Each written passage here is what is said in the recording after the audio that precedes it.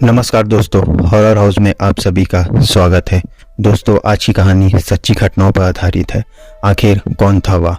आधुनिक समय में भूत प्रेत अंधविश्वास के प्रतीक के रूप में देखे जाते हैं, पर कुछ लोग ऐसे भी हैं जो भूत प्रेतों के अस्तित्व को नकार नहीं सकते। कुछ लोग पढ़े लिखे जिन्हें भूत प्रेत पर पूरा विश्वास होता है, वे भी इन आत्माओं के अस्तित्व को नकार जाते हैं, क्योंकि उनको पता है कि अगर वे किसी से इन बातों का जिक्र किए तो सामने वाला भी चाहे भले ही इन बातों को मानता हो, पर वह यही बोलेगा, पढ़े लिखे होने के बाद भी आप ये कैसी बातें कर रहे हैं। इस प्रश्न का उत्तर देने और लोगों के सामने अपने को गंवारू समझे जाने से बचने के लिए लोग इन बातों का जिक्र करने से बचते हैं। दोस्तों, मैं आज यहाँ दो वृत्तांत का वर्णन करूँगा, जिसको सुनने पढ़ने के बाद आपको क्या लगता है अवश्य बताएं।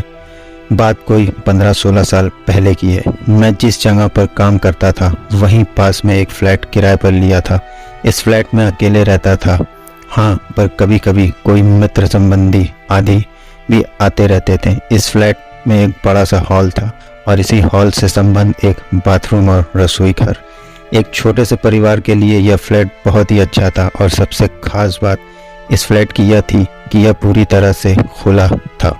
मैं आपको बता दूं, इस फ्लैट का हॉल बहुत बड़ा था और इसके पिछले छोर पर सीधे जड़ित दरवाजे लगे थे जिसे आप आसानी से खोल सकते थे। पर मैं इस हॉल के पिछले भाग को बहुत कम ही खोलता था, क्योंकि कभी कभी भूलवश अगर यह खुला रह गया तो बंदर आदि आसानी से घर में आ जाते थे और सारा सामान इधर उधर कर देते थे। आप सोच रहे होंगे कि बंदर आदि कहाँ से आते होंगे, तो मैं आप लोगों को बताना भूल गया कि यह हमारी बिल्डिंग एकदम से एक सुनसान किनारे पर थी और इसके अगल बगल में बहुत सारे पेड़ पौधे, जंगली झाड़ियाँ आदि थी। अपने फ्लैट में से नीचे झांकने पर सांप आदि जानवरों के दर्शन आम बात थी। एक दिन शाम के समय मेरे गांव का एक लड़का जो उसी शहर में किसी दूसरी कंपनी में काम करता था मुझसे मिलने आया। मैंने उससे कहा, आज तुम यहीं रुक जाओ और सुबह यहीं से ड्यूटी चले जाना। पर वह बोला, मेरी ड्यूटी सुबह 7 बजे से होती है, इसलिए मुझे 5 बजे जगना पड़ेगा और आप तो 7-8 बजे तक सोए रहते हैं, तो कहीं मैं सोया रह गया तो मेरी ड्यूटी नहीं हो पाएगी। इस पर मैंने कहा कि कोई बात नहीं, एक काम करते हैं, 4 बजे सुबह का अलार्म लगा देते हैं और तू जल्दी से जग कर अपने लिए टिफ़िन भी बना लेना, पर हाँ एक काम करना, मुझे मत जगाना। इसके बाद वह रहने को तैयार हो गया। रात को खा पी कर लगभग 11:30 तक हम लोग सो गए। हम दोनों हॉल में ही सोए थे। मैं खाट पर सोया था और वह लड़का लगभग मेरे से 2 मीटर दूरी पर चटाई बिछाकर नीचे सोया था। एक बात और, रात को सोते समय भी मैं हॉल में 0 वॉट का बल्ब जला कर रखता था। अचानक लगभग रात के 2 बजे मेरी नींद खुली। यहाँ मैं आप लोगों को बता दूं कि वास्तव में मेरी नींद खुल गई थी, पर मैं लेटे लेटे ही मेरी नज़र किचन के दरवाजे की ओर चली गई।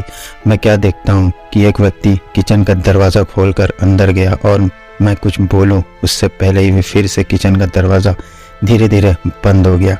मुझे इसमें कोई हैरानी नहीं हुई, क्योंकि मुझे पता था कि गाँव वाला लड़का ड्यूटी के लिए लेट ना हो, इस चक्कर में जल्दी जग गया होगा।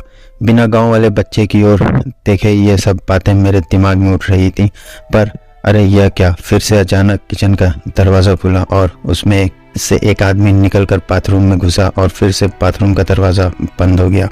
अब तो मुझे थोड़ा गुस्सा भी आया, और चूंकि वह गांव का लड़का रिश्ते में मेरा लड़का लगता है, इसलिए मैंने घड़ी देखी और उसके बिस्तर की ओर देखकर गाली देते हुए बोला कि बेटे, अभी तो 3 भी नहीं बजाए और तू जग कर कटर पटर शुरू कर दिया।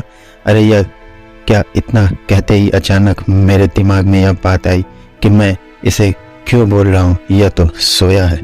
अब तो मैं फटाक से खाट से उठा और दौड़कर उस बच्चे को जगाया। वहाँ आंख मलते हुए उठा।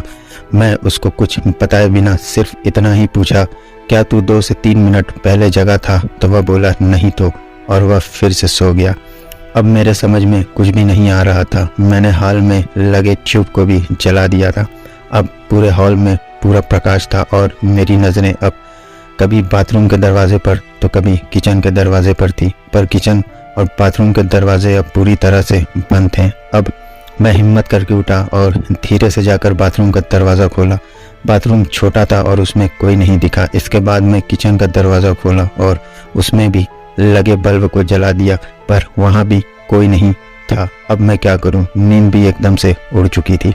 इस घटना का जिक्र मैंने किसी से नहीं किया। मुझे लगा यह मेरा वहम था और अगर किसी को बताऊंगा तो कोई मेरे रूम में शायद आने से डरने लगे।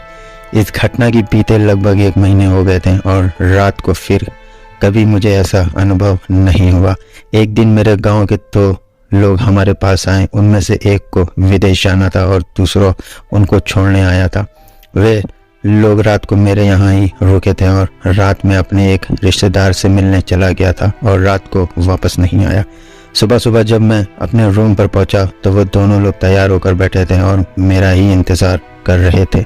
ऐसा लग रहा था कि वे बहुत ही डरे हुए और उदास हों। मेरे आते ही वो लोग बोल पड़े कि अब हम लोग जा रहे हैं। मैंने उन लोगों से पूछा कि फ़्लाइट तो कल है, तो आज की रात आप लोग कहाँ ठहरेंगे? उनमें से एक ने बोला रोड पर सो लेंगे, पर इस कमरे में नहीं।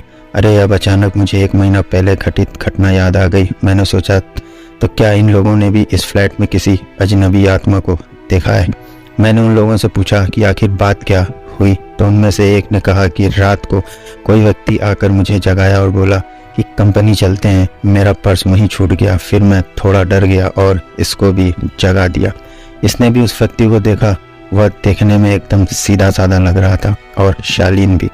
हम लोग एकदम डर गए थे क्योंकि हमें यह व्यक्ति इसके बाद किचन में जाता हुआ दिखाई दिया और उसके बाद फिर कभी किचन से बाहर नहीं निकला और हम लोग का डर के मारे बुरा हाल था।